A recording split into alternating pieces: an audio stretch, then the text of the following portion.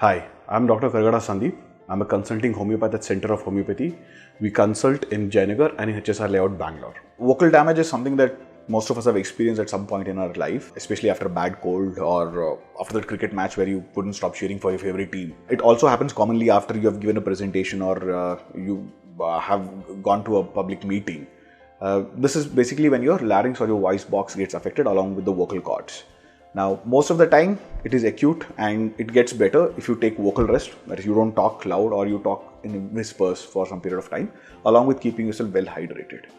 There are occasions where you might need to visit a doctor to make sure that the vocal damage is not permanent or long lasting. This would be when you have hoarseness for more than a couple of weeks. In chronic vocal hoarseness, especially in singers and in public speakers, and also when you notice that while speaking you have to exert, you have to put some effort to get the speech out. So these are the conditions in which you need to visit a doctor to make sure that apart from vocal rest and hydration, medications may be required. Also sometimes vocal therapy, which is vocal exercises, certain way that you modulate your voice so that there is no less pressure on your voice box, also helps. Homeopathic medications have an excellent management of vocal hoarseness. When taken under the advice of a doctor, they can really help you in a very short span of time.